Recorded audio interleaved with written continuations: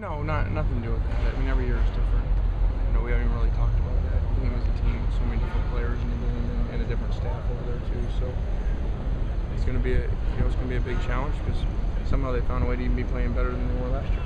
It seemed like the most success Notre Dame had moving the ball last week was when they went to their tight end, and Stanford seems like they have like a great number of really good tight ends. What challenge we does have that? Two. what challenge does that pose to you, and how do you defend the tight end better than you did last week? Yeah, no, they do present a lot of issues. I don't know how they have so many people. You know, every snap, there's new people in there, and more linemen, and more tight ends, and they present a lot of challenge. And so we're gonna have our hands full. You know, last week Notre Dame did do well with their tight end. Obviously, we were concentrating on Floyd a lot, but still, I made some plays, and we were able to stop once on third down, which was big. And we're gonna have to be able to do a lot more of that. If there's been any kind of, obviously special teams have been great since John Baxter got here, but if there's any one area where you've had occasional struggles, it seems like it's kickoff coverage. Is that a concern at all moving forward? I mean, if George is banged up, you don't have Christian Thomas anymore. It seems like those are some of the best coverage guys. Yeah, Marquise Simmons was on there as well, and so we've suffered some injuries there, and we didn't play very well on special teams in general last week. Probably the worst we played on special teams since we've been here. So it's been a big emphasis this week. Obviously, we're not going to accept it. We need to play a lot better, and unfortunately, when you get some guys banged up, like we have, there's a trickle down effect. So when your numbers are already low, and then some guys get banged up and they're pulled off of those teams, and that's been happening to us, during games.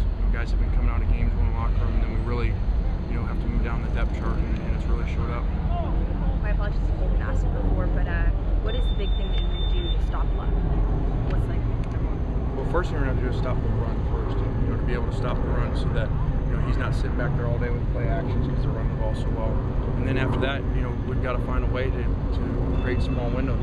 They do such a good job in the play action. It gets these guys wide open, and we're going to have to really be on coverage and make tough throws, because if he can run the ball in play action where he's in rhythm in those big holes, it'll be a long day like it has been for everybody else. What was the thought process behind moving Ross Cumming from defense to offense, and how has that worked out? It's been great. Really, it's been huge for us.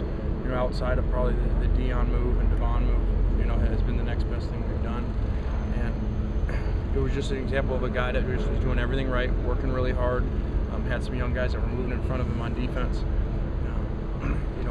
Bigger, taller, longer guys, faster guys, and so he just kept working hard. We just kept noticing the special teams drills, and then with the thought process of being able to redshirt Soma, we had to look somewhere else. We found him and moved him over, and he's done a great job for us. He's been very critical in a lot of these fourth quarters, being able to run the ball, and it's allowed us to play Rhett. The big part is allowed us to play Rhett at tight end, which is where Rhett's our best blocking tight end. So it's been a really big move for us, and I think those are the things that we didn't have to do here before, that now we do with the numbers, and we're going to have to continue to do them. So, look at guys playing different positions and even going to the other side of the ball.